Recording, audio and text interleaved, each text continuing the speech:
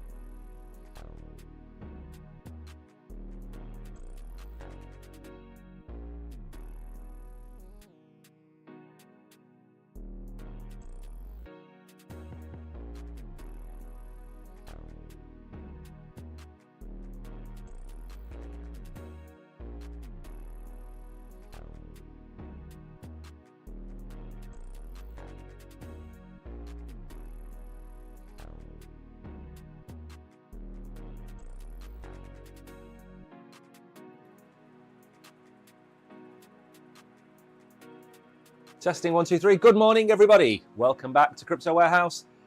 My name is Mike. It is the 28th of August already, and we are back with another show. We are going to take you through everything you need to know. We're going to have a look at the markets. Bitcoin has retraced, as has Solana, Ethereum, the usual crowd. But we're going to go through that. We're going to go through the charts and explain why, again, you shouldn't worry about this type of retracement whatsoever. We're also going to go through NASDAQ and listing Bitcoin futures. We're going to go through Spooky Satoshi. You'll have to wait and find out what that one is. The Aave build collaboration, Nazaroth and RWAs.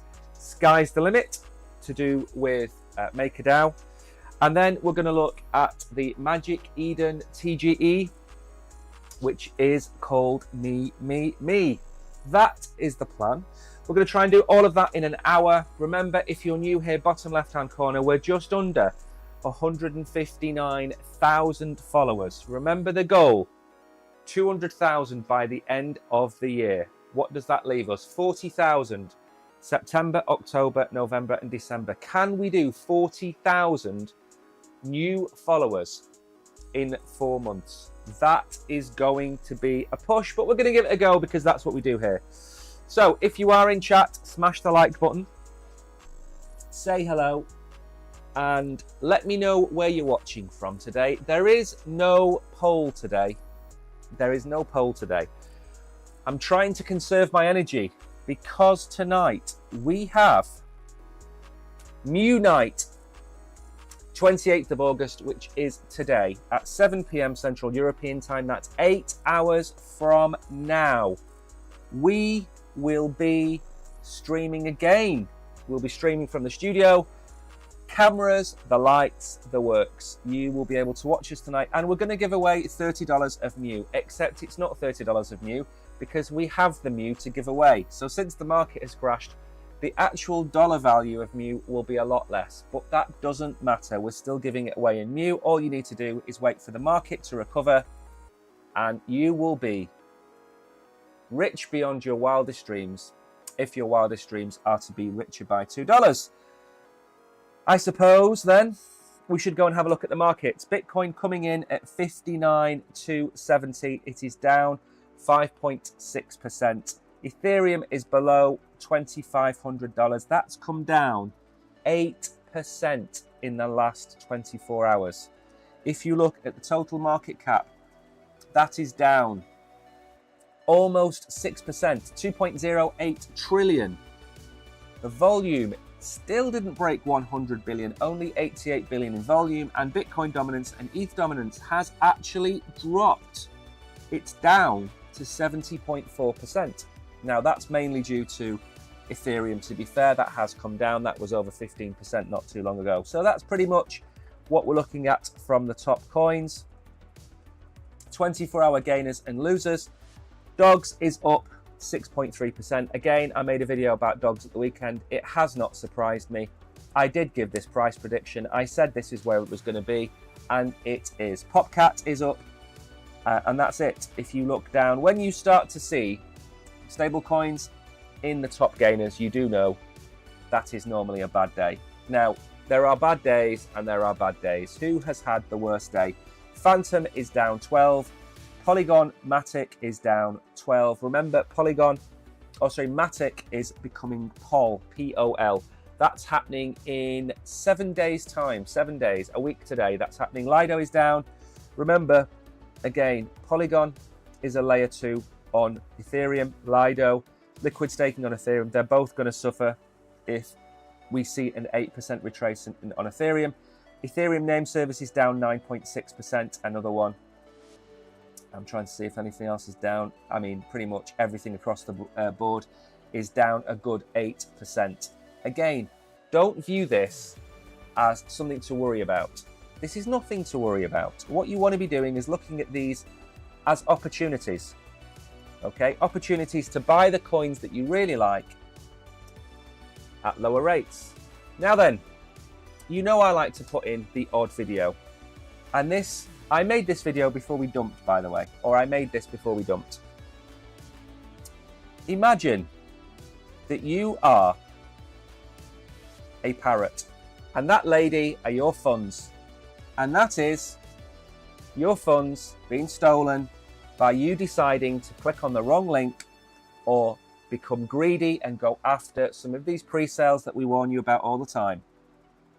Don't do it, because as soon as that veil comes down, your money is gone and you run away screaming. Only go for coins that are listed on the exchange you are watching on now. That is absolutely vital. Another one, you will see these across Twitter, across X. This is an ad, okay? Just received $15,000 set sail for success with Mask. It is fake. These are fake. And you can blame whoever you want to blame. You can blame Twitter for putting it up. You can blame YouTube for putting them up. Don't click on them. Just stay away. That's the best warning and the only real warning I can give you. Now then, just a little bit of news. Elon Musk, we are going to the moon, and we're going there soon. The crazy thing is, it's been over half a century since we last went to the moon. I think maybe that's what causes people to be skeptical. Remember, of course, lots of people don't believe we went to the moon. Now, I'm in the camp that believes we recorded a trip to the moon in case we didn't make it. That's my camp, because that's an insurance policy. America was in a race against Russia, and they wanted to get to the moon first. I think they recorded a version of the moon landing to use if something went wrong, just so they didn't lose face against the Russians. But then again, we're going to see what happens when Elon goes back to the moon. Sentiment. I was going to do an article about this, but there's so much to talk about today that I've dropped it into the beginning. I covered some of the meme coins I would pick up if I was buying more meme coins yesterday. Today, I was going to do real world assets. This is probably the best list that you're going to find. These are the top real world assets by development. This indicates which projects are spending the most time on development. Make sure to check them out. Now, for me, in this list, Chainlink for me is a solid head and shoulders #1. Synthetics has to be up there in at least the top 5. MakerDAO in 6th we're going to cover today as well. But there are some new ones at the bottom. Defactor is down there and Polymesh are down there. So if you want to get a list of tokens to go and look at, this isn't a bad place to look. And we look at this development in multiple months. We look at it for the layer 2s, we look at it for blockchains in general, we look at it for lots of things. So go and check that out. Good morning, Chris.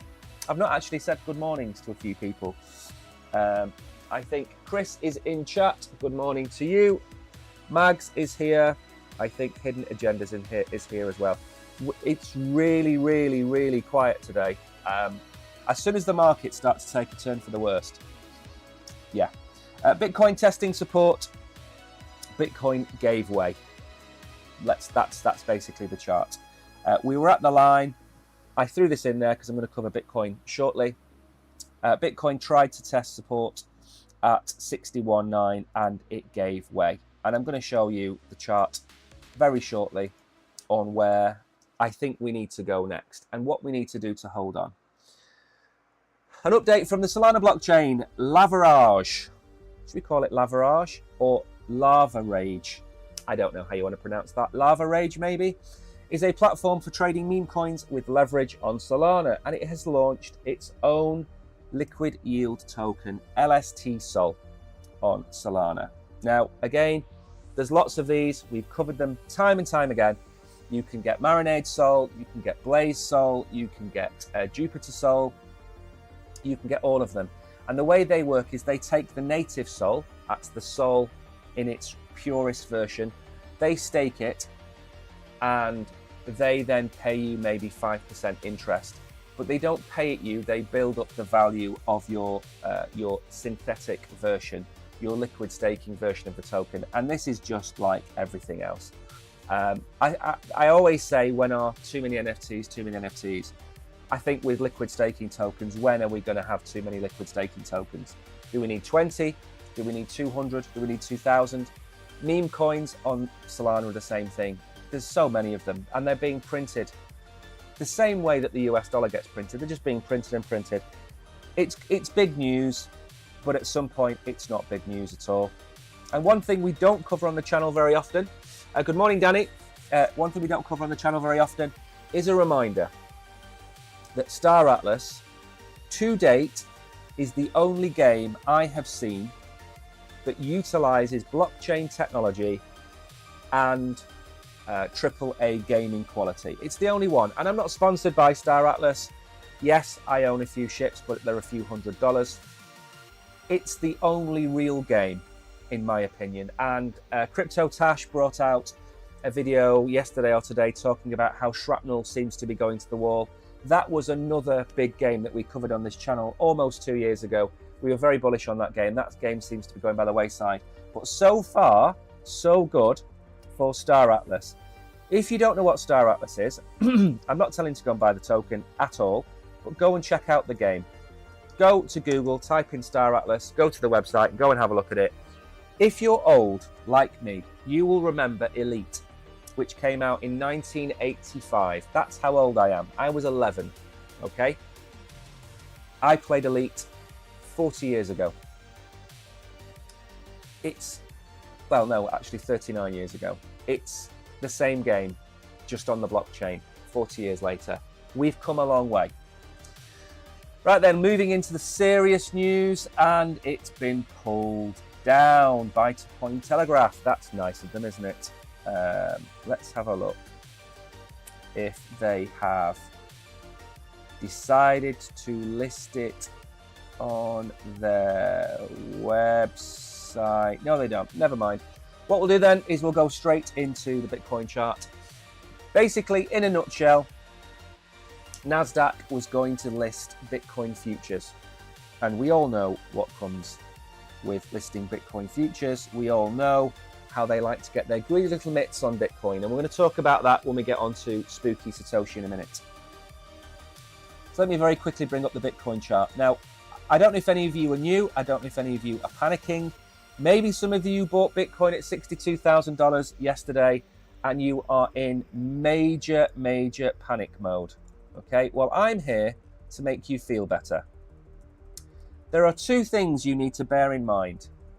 Number one is this channel that we are in. The bottom of this channel is currently coming in at $56,000. That's the bottom of this range. We came into this range on the let's call it the 1st of March. March, April, May, June, July, August. 6 months. What have we done for 6 months? This is what we have done for 6 months. Absolutely nothing has moved. We are still in the same channel. It is like Groundhog Day. Okay? I'm not worried. You shouldn't be worried. If we break $56,000 to the downside, okay, that 49,000 there, that's the next level down. I don't think we're going there, but I don't know. I think if we come down more today, I think we will come down to 56,000. That will be another probably 5% move to the downside.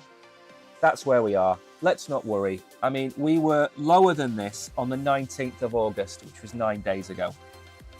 You know, people have myopic memories. You know, people talk about who's the greatest footballer of all time, who's the greatest actor or actress of all time.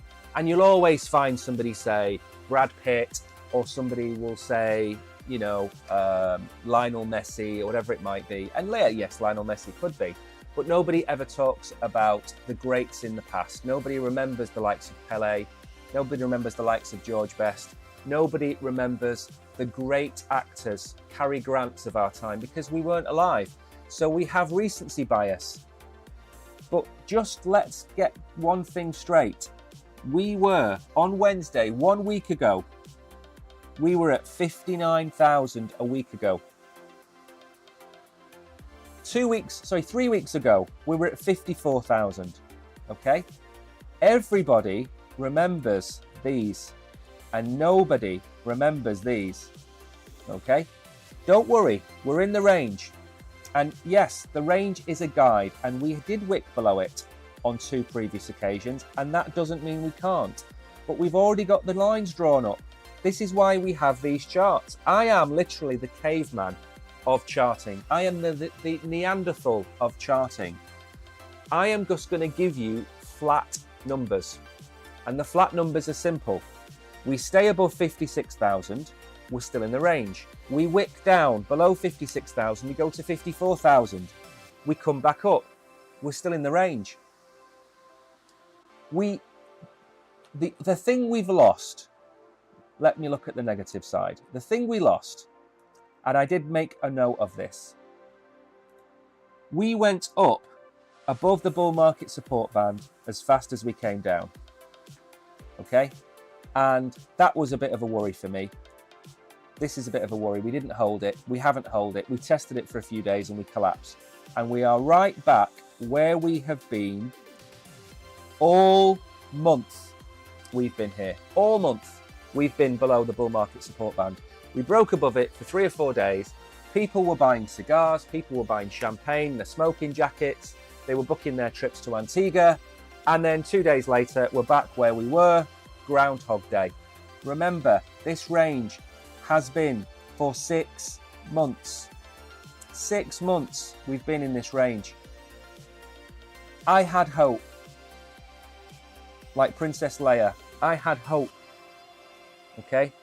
Obi-Wan, I thought you were the chosen one. I thought this could have been the breakout. And then, as I've said on here, I thought we would have retested 68,000, maybe get rejected, and then maybe move up. That was the plan. That is not what Bitcoin wanted to do.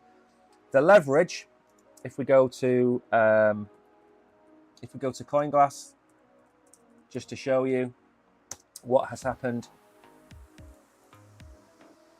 The worst thing you can do on the way down is long. That's the worst thing you can do. So if we go to 24 hours, just to show you, 332 million have been or has been liquidated from the market. Of that, 300 million has been longs. Because what happens is, if I zoom in a little bit, just to show you, okay, people have been longing and longing and longing and longing and longing, and every single time they have been wrecked, wrecked, massively wrecked, wrecked again. Okay, so what do we need to see? We need to see negative funding rates now. That's what we need to see. Negative funding rates shows that the market has started to become bearish. When we see bearish markets, what tends to happen is we get the short squeeze, and as fast as we came down, we could very quickly just move back up. And I'm not talking about moving back up towards 65,000. I'm talking we could move back up towards 61, 62,000. If there is a short squeeze in a few hours when America opens, then we could see the short squeeze to the upside. If we continue to the downside, there are the levels in white.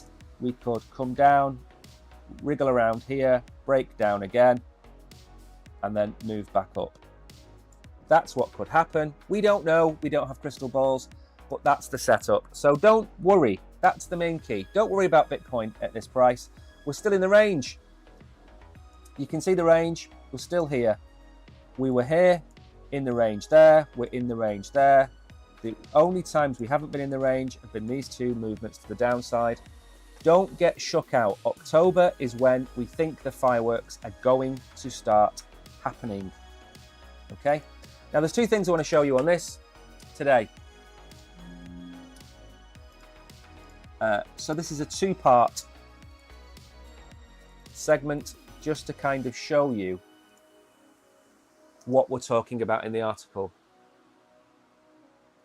Your America is ready. You need to be ready, Eugene. You, at America, you need to step up in 4 hours' time and drag us back towards 60,000. No, I didn't want to subscribe. Thank you very much. Okay, so Satoshi is to lose the Bitcoin crown by Halloween. Now, before we get into the article, I found a really simple breakdown that I wanted to go through, just so you understand what's going on. Should I open this in a new tab for you to see it clearly? There we go. So this is the top 11 Bitcoin holders in the world.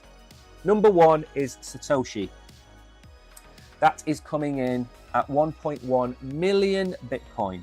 Now, the thing that we're looking at here is number 3 and number 9. Yep. Number 3, you've got BlackRock, 357,000. In 9th, you've got Fidelity at 179,000. As an ETF collective, they have 921,000. So as a collective, they are 179,000 away from the great man or woman himself. Okay?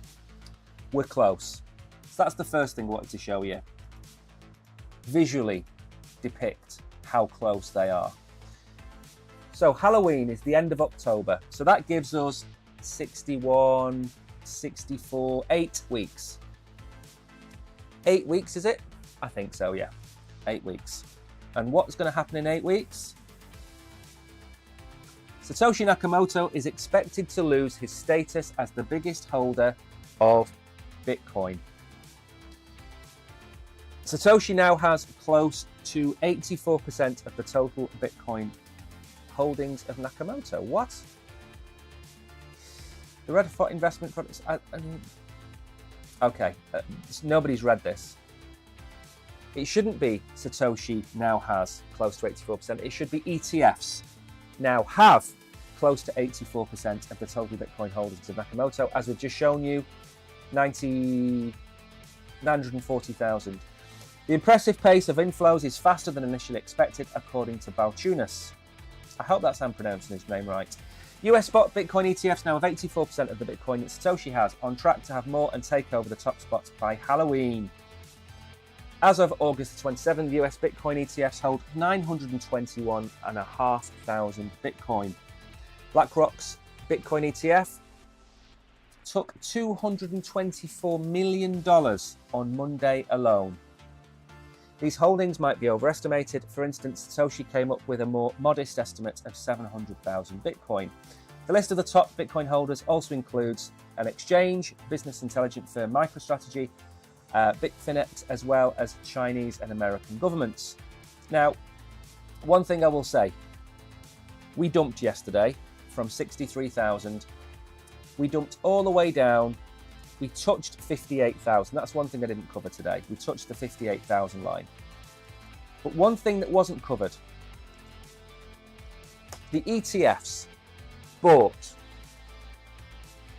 Why does this keep happening to me? Why does this keep happening? Let me go and find the article. Second article. This might be it. This is it. We'll go with this one. So, yesterday, everybody was dumping. Everybody was in a panic. What did BlackRock do? What did the ETFs do? They bought 4,500 Bitcoin. 4,500 Bitcoin they bought in one day. Now, there are 450 Bitcoin a day being produced. 4,500 bought in one day is 10 days supply.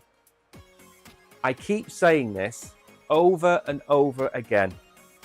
There will come a time in the future where there are no Bitcoin left.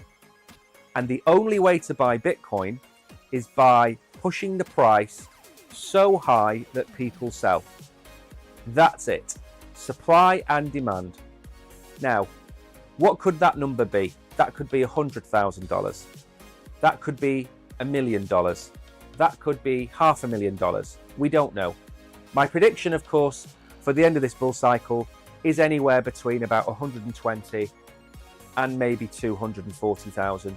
That's extremely, extremely optimistic. But realistically, I'd say 150 to 180,000 would be a brilliant bull run for Bitcoin. So it might not happen this cycle. It's more than likely not going to happen this cycle. But at some point, either the ETFs stop buying or people capitulate and sell. And I don't think they're going to capitulate and sell at these prices. The long-term holders of Bitcoin are not going to give up their Bitcoin. They're going to hold on to it with all their might. Now then, we're going to move on. Aave. More bullish news on Aave, by the way. I think Aave, we mentioned last week, had been added to the Grayscale Trust. One of their products is now Aave, I believe. They've added third-party integration with BlackRock's Build token. So again, BlackRock are starting to infiltrate across the blockchains. They don't do this by chance. They don't randomly phone 10 blockchains and say, do you want to integrate our token? Okay. It's not been done with Litecoin yet, has it? Or Celestia, or Toncoin, or any of these, Ton blockchain, sorry. It's not happened to any of those. Why Aave? Think about that. Is it Aave approaching BlackRock or BlackRock approaching Aave? Which way around is it and why? What is so important about the Aave blockchain? BlackRock are not going to integrate or allow or want their token integrated with a chain that doesn't have volume or users. Let's get down to it then. It's one of the most dynamically developing lending hubs in an upcoming partnership. Aave will integrate Build's token, gaining access to a token backed by short-term US Treasury bills. The protocol will build a new stability mechanism to its GHO stablecoin by integrating its reserve modules with the Build token by BlackRock. Instead of retaining excess USDC liquidity, Aave will use a part of the reserves to mint and safe asset-backed Build tokens. Very nice. Good morning, Tariq. Welcome back to the stream. Build is an Ethereum-based token backed by short-term US Treasuries. Build offers a small yield to all holders at around $7 million a quarter. Build tokens still has a short list of 18 crypto projects that use the token as collateral or as a treasury. BlackRock has already tokenized more than 500 million in T-bills through Securitize, creating one of the biggest concentrations of value in RWA tokens. Aave has now joined the trend of using tokenized T-bills in DeFi, with more than 2 billion of those conservative assets were tokenized in the last 2 years. So again, massive for Aave. Okay, now there was a light bulb moment for Vitalik in the last few days, where he was talking about DeFi on Ethereum, and he was saying, you know, people borrow ETH to leverage ETH, and then the people that lend it, they're getting their yield, but it's basically a closed system. And that's, I think, where he saw the benefit of third-party liquidity or third-party tools. Imagine you've got BlackRock's Build token linked to real-world treasury bills paying 5%. And you're a platform, or you're a layer 1 or a layer 2, and you've got $1 billion in excess liquidity. You put that $1 billion into a product like the Build token, and it pays you 5%. That's $1 million a month. Sorry, $1 million a week that you're generating in value. And that's real value. You hear people talk all the time about crypto is, you know, it's fairy dust, it's magic money, it's monopoly money. You hear all of these things. It's because it's so new. But now we're seeing the big boys come to play. We're seeing the people in suits and ties come to play. And over the next 2, 3, 4 years, we're going to see the market mature. It's what happened with the internet. The market was cowboys, and then it was the men in suits. Crypto was cowboys and the space degens and the maxis, and eventually it will be men with suits. You're still going to have DeFi, you're still going to have what you've got today. It's just, it will be more, it will just be bigger, and a lot of the assets will offer you more security, like the Build token. I mean, if I was going to invest $1 billion into an asset, it would probably be the Build token. Aave is aggressively growing as a layer 2 DeFi protocol, taking spots on some of the most active roll-up chains. So again, massive news for Aave. I think we should be looking at some of these tokens, not now necessarily, but where do we see them moving to? Well, I have a linked article which we're going to go through. And I'm trying to get through this on time as well today. And that is Sergey Nazarov, the Chainlink CEO, and you know we like Chainlink. He was talking about real-world assets surpassing crypto in total value, of course. He's predicted that the total value locked in real-world assets could surpass that in crypto by 2027. I don't think that's a bad shout at all. The Chainlink CEO attributes the expected capital inflow to increase interest from TradFi. Tokenized real-world assets have become one of crypto's most significant trends. Again, I think it's going to be a trend of next year as well as this year. He predicts that traditional finance will generate significant interest in DeFi protocols, positioning TradFi as DeFi's largest user. I agree with that. It will be, when they say streamlined, it's more frictionless. At the minute, you've got stocks and bonds and all these other markets, and they trade Monday to Friday, 8 till 4, half 8 till half 4. You tokenize everything, which is what BlackRock wants to do. What you're doing, you're making a 24/7, 365 trading system. Somebody could come in here and say, okay, well, we've now got, this is what we were talking about the other day with treasuries and companies moving their treasuries onto the blockchain. Why is that useful? Because at any moment, night or day, they can move their funds in and out of DeFi. So that, for example, they could move their funds into DeFi at 6 p.m. on Friday when they all clock off, for example. And then Monday morning at 8 a.m. when they're all coming into the office, they could draw down from their treasury into stablecoins. I know that sounds like a really simplistic way of doing things, but it's just an example of how it could work. It will maximize the yield that these companies generate. It will also help some of these DeFi platforms to absolutely explode.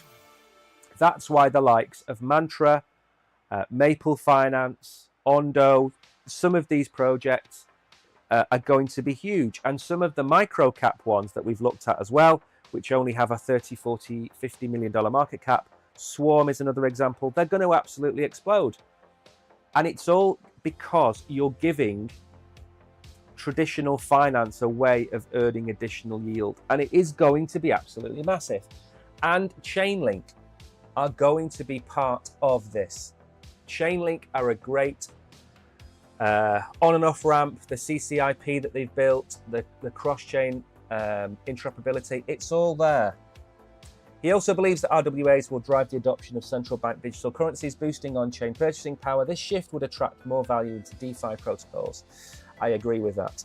The emergence of more blockchains driven by lower costs and ease of development, these chains would be seamlessly interconnected with Chainlink's cross-chain interoperability protocol, CCIP. I think they need to change the name of that, in all honesty. I'm not a massive fan. I mean, you've got CCP. I'm not going to say the name out loud. And CCIP. They need to change the name. Nazarov predicts that governments will increasingly embrace blockchains, with the trend starting in Asia, followed by the Middle East, regions actively modernizing their infrastructure. I foresee a corridor of blockchain-based activity at Goldfinch, good shout as well, Eugene, involving real-world assets. I think I've made a video about Goldfinch. Both areas are actively reinventing their infrastructure and seeking trust-minimized ways to transact. Again, he is pretty much spot on. I do think that I think real-world assets is, I think it's a bit of a buzzword.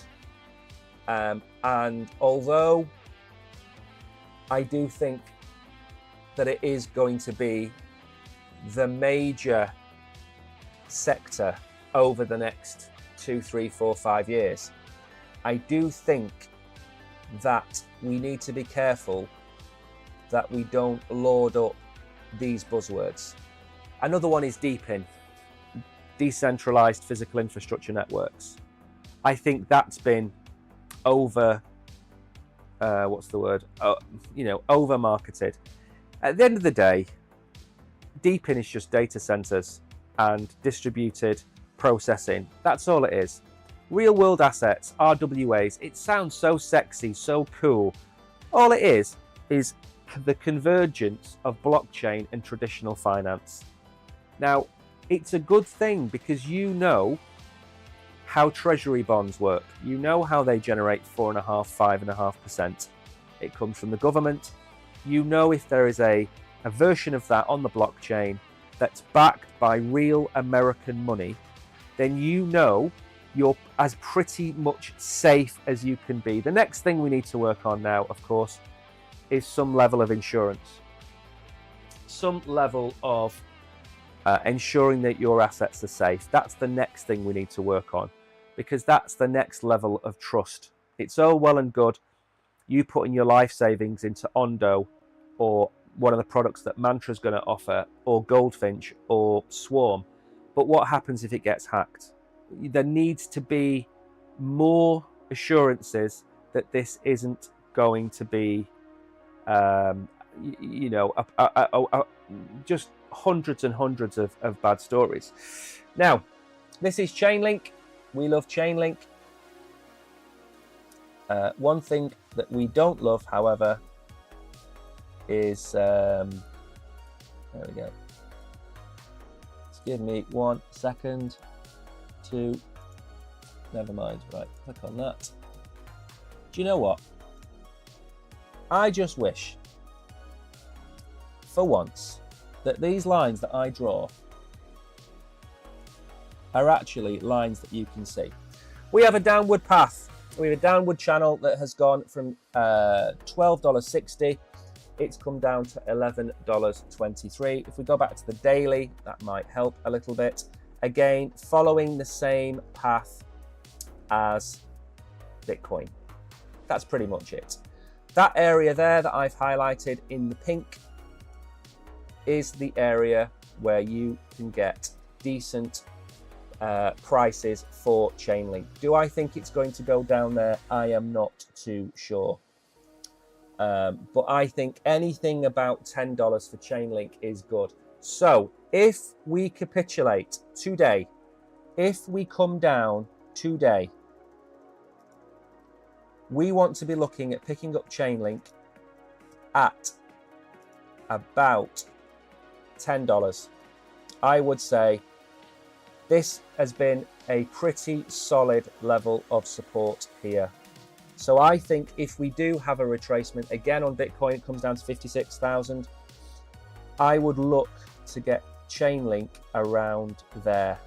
And if it doesn't, and we do bounce up to get up today, we're still not in a bad range. I think anything under about $15, anything under the bull market support band of 1360, anything around that figure is still a good price for Chainlink. So don't worry too much. Again, if we come down, use it as an opportunity to buy. These prices, on the whole, are not going to be like this forever. You are going to see higher prices. Again, October, for me, is the month where we start to move up. Now, that doesn't mean at midnight on the 1st of October, we are going to start pumping to the upside. That is not what I mean. What I mean is that October, we have the traders back in the office. We have the money printer in America turned on. I'll take you back. For those of you that have watched me for a long time, you'll remember what we were saying at the last quarter of and quarter 3 of last year. What did we say? That this year, at the beginning of this year, we needed all of our ducks in a row. Do you remember me saying that? We needed the Bitcoin ETF. We needed the halving. We needed inflation under control. We needed the, what was the other thing we needed? We were talking about moving on to the Ethereum ETF. We were talking about interest rates cuts. We were talking about all of these different things that we needed in a row for the price to absolutely pump. And we did. We went all the way to 75. On to the next set of ducks in a row. What is that? The money printer coming on. We need interest rates to come down to stop the economy from stalling. We need the miners to finish capitulating, which a lot of people have said, but it's 6 months after the halving. That takes you to October. The quarter 3 of the last quarter of the last 3 cycles 2020, 2016, and 2012, we have pumped in the last quarter. Now, history doesn't repeat, it rhymes, I know, but everything points to October. We've had a boring July and a boring August, and hopefully we have a slightly more interesting September. But we've looked at the historical monthly charts. We know how bad August is for Bitcoin. July isn't much better. So expect October, November, December time to really kick on. And I'll keep saying that because I think it's important for people not to panic. I'm sure people were panicking at $64,000 when we got there. That, oh, I'm too late. No, you're not. You're not too late. You're still here. You still have 6 weeks, maybe 5 weeks now, actually. You've got 5 weeks left. Don't give up. Plenty of time. Now then, MakerDAO rebrands to Sky, new tokens, USDS, and Sky unveiled in major overhaul. I'm glad MakerDAO's changing its name. I'm not a massive fan of the name MakerDAO. Nobody really means anything. But sky's the limit. MakerDAO has announced its rebranding to Sky and the launch of two tokens, USDS and Sky, which will go live on September the 18th. The transformation is part of the end game plan by co-founder Rune Christensen, aimed to revitalize and expand the DeFi ecosystem. The transition from MakerDAO to Sky represents more than just a name change. It is an ambitious vision to transform the organizational structure and enhance the growth, accessibility, and resilience of the DeFi economy. The new USDS token will replace the well-known DAI stablecoin. I always call that the Welsh stablecoin DAI because DAI is a very popular name over there in the land of the Welsh. It will offer an improved version, allowing users to migrate their existing assets. Meanwhile, the governance token Sky will replace Maker with a conversion rate of 24,000 Sky for each Maker. These tokens will provide advanced functionalities, including access to the savings rate, token rewards, aimed at encouraging and rewarding participation in the protocol. Now, we said before about Aave, and that might be a token to keep an eye on.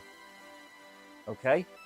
This might be a token to keep an eye on. Why do I say that? Because I told you a few weeks ago that Phantom was finished. Phantom's finished. It's garbage. It's going nowhere. What happened? They put the OG in charge of Phantom, and Phantom is rebranding. Phantom will not be Phantom in 3 months' time.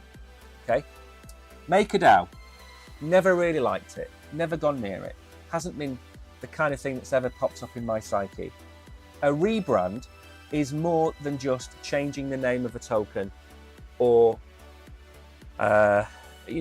it's a change in direction, and hopefully it makes it more mainstream. A part of the rebranding is Sky Stars, which involves independent decentralized projects within the ecosystem. The first project under the initiative will be Spark Protocol, designed to drive rapid innovation while maintaining autonomy within the broader Sky framework. MakerDAO will launch a new platform called Sky.Money, which will offer non-custodial access to the protocol, so you retain control over your keys, simplifying user interaction with Sky tools. However, some features like SSR and STRs will be subject to restrictions in certain countries due to regulatory considerations, more than likely America. The rebranding comes at a crucial time as it faces disagreements with Aave, which have intensified due to the decision to back a portion of the DAI with Ethena Labs synthetic dollar USDE, which I again am not a fan of. Not a fan of tokens paying 18% APR. This move has been seen as risky by some in the community. Now, again, am I a fan of MakerDAO? No. Will I be a fan of Sky and the new products that it's offering? I will have a look at it. And I certainly think you can change your mind when you are provided with enough information to change your mind. That should be how it can be. If I tell you that Bitcoin has a total supply of 21 million and there's 19.8 million mined, they're just my words. But if you go to the physical blockchain and scan the physical blockchain, and you find out that there are 21 million and there's 19.8 million in circulation, and you've proved it, that is doing your own research. So I am going to keep my eye on Sky. I would like you guys to do the same. We're not sponsored by them. I'm just telling you because I think it could be a good move. And of course, with new tokens comes new price action. So if MakerDAO brings in more people to their DeFi, from this, it will increase the value of the tokens. It might not be a bad move, but remember, we're getting closer and closer every day to the end of the bull run. You don't want to start loading up on 20 different tokens. You should pick the horses you think will get to the end of October, November next year and win the race. That's what you want to do. Now, I'm going to keep an eye on this. There's a good chance I might make a video about this with timescales and basically see where we are with it. Now, 11:46. I am perfectly on time. Now, the reason, very quickly before we move on, the reason I am in a rush today is to finish at midday because, let's give me a second for this to load, make it a bit bigger, is this. Tonight at 7 p.m. we will be streaming again for the second time. So we'll be streaming in 7 hours and we'll be doing our Mew night where we will go through things or go through all things Mew. We will talk about the token, the anime NYC that they attended. We'll talk about price action.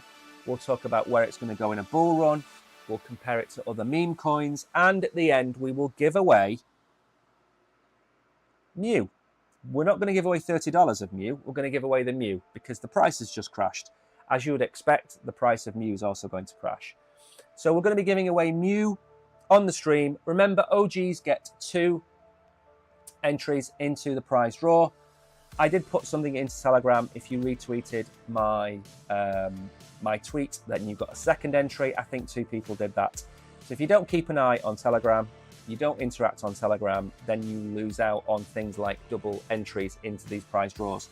So that's tonight in 7 hours time. So that's why I want to get the stream over pretty much by 12 o'clock. I've got to go out and do things. Then we've got to get to the office for about 4:30. 2.5 hours before the stream to get everything set up. Then we have to stream. We're probably not going to be finished till about 8:30 and then we're back home.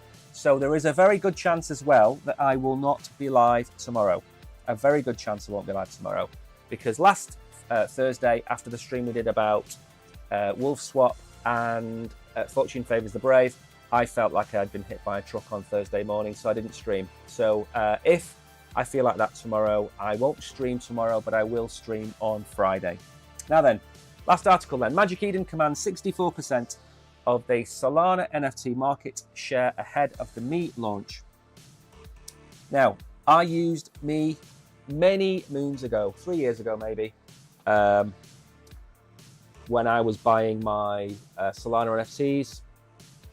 I used them to get some airdrops and things like that. I think I've got, I don't know, diamonds, magic diamonds or something like that. So I've used the platform before. I've really liked it. The problem with platforms is when they are small, they are liked. When they grow to a certain size, they face a lot of resentment from communities around them because they say they're too big for the boots. Every little change they do becomes a massive problem for people. And I don't see Magic Eden as being any different than they were 3 years ago from the outside. So Magic Eden Diamonds, a point system used to measure NFT trading activity, are back in hot demand, expected to play a key role in determining the airdrop allocations. NFT traders are desperately digging for the final rewards. Following the highly anticipated announcement, the platform's native token, Me, Magic Eden has asserted a commanding position in Solana NFTs. So, the Me airdrop is one of the year's most eagerly anticipated airdrops. No, it isn't. Absolutely no, it is not. There have been many bigger airdrops this year than this one. Again, people suffer from recency bias. There have been huge airdrops this year. We spoke about the Jupiter airdrops. We've talked about the Camino Finance airdrops. We've talked about some of the other airdrops that I'm trying to think of. One begins with an S, I can't think of the name of. We've got Meteora. There's loads of other airdrops which are bigger than this one. This is not one of the most eagerly anticipated airdrops. A lot of people are sick of it. We got the diamonds months ago. With the token airdrop finally confirmed, NFT traders across the ecosystem are putting in a last-ditch attempt to accrue as many diamonds as possible. The renewed surge has helped Magic Eden achieve 64% market share. Despite Magic Eden dominating trading volume, rival marketplace Tenza has handled more trades than Magic Eden over the past week. It could suggest that Magic Eden typically processes larger sales than Trezor. Again, you know, I mean, we need more than one marketplace. A long time ago, we had OpenSea, and nobody talks about OpenSea anymore. And OpenSea was an utter disaster. OpenSea basically allowed you, or not, it didn't allow you, allowed them to scam you. That's basically what they did. They scammed you. They would put their favorite tokens on the platform in #1 position and get you to buy their NFTs. And they went to court about it. Some people, I think, went to prison. The CEO got in trouble, and that was the last we kind of heard of OpenSea. And then you had new ones come along. You had Rareable. You've got Magic Eden came up. Tenza obviously is one of the most newest ones. You need, I would say, 5 to 10 NFT marketplaces minimum, just to create the competition and stop anything untowards from happening. In a bid to further incentivize trading activity, Magic Eden has applied boosted diamond accrual rates to several top collections, including DeGods, Fuzzy DeGods, Retardio Cousins, and Herman's collection. The foundation is yet to confirm the tokenomics and distribution rates, but network participants anticipate diamonds will be the main factor. As is often the case in the crypto community, speculation is on the unknown is more appealing. Now, the issue here is that people are going to expect to make $10,000 from these airdrops, even though they've only ever traded $5,000 worth of NFTs. You're always going to be disappointed with your airdrops, but you have to remember in most instances it's free. You know, I don't know what I started with on Jupiter. I think my airdrop on Jupiter was worth $2,000, something like that. I think my Pi airdrop was worth $1,500. It's free money. It was free. I interacted with the platform years ago. I used the platform years ago. I didn't complain. What I have complained about recently is the airdrops on the LFG on Jupiter. I think giving people 70 cents and $1 for participating is just a waste of time. That's where I stand on that. But that's just because it's a waste of time, not because I'm ungrateful for the 70 cents. In this instance, if people who are the average trader walk away with $50 to $100, I don't know what else people expect. I'd be more than happy to get $50 worth of Me token. I would sell that straight into Solana and put it into my 18% APR that I get. More than happy to do that. Despite disgruntled reactions from the NFT community, the Magic Eden Foundation hasn't changed its stance on the Me claiming procedure. When announcing Me, it declared it would only be claimable through the wallet. So,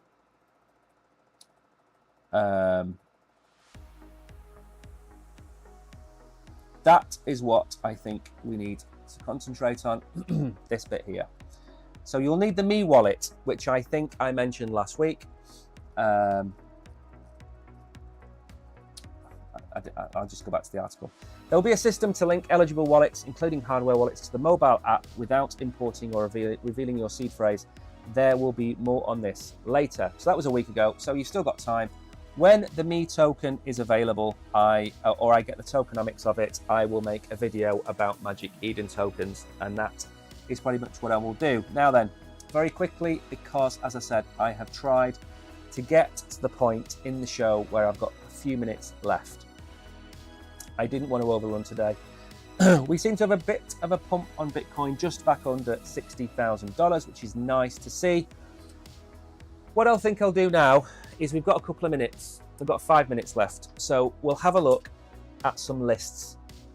Some lists of some coins that I think are undervalued, or coins which I think are going to do exceptionally well. And I did mention RWA, and we did go through that at the beginning, but I think I'm going to do that now because I've got time. And remember, if you are new here, this is not financial advice. Yesterday, I covered off what meme coins I would pick up at this moment in time based on the market cap and where they could possibly go. And I think I concluded they were Popcat, Brett, and Mew. They were the three meme coins that I would buy today and hold for the bull run. Backing that up, number one Brett is the biggest project on Base. Base is associated with one of the biggest exchanges in the world. I think it's easily going to 5 to 10x from here.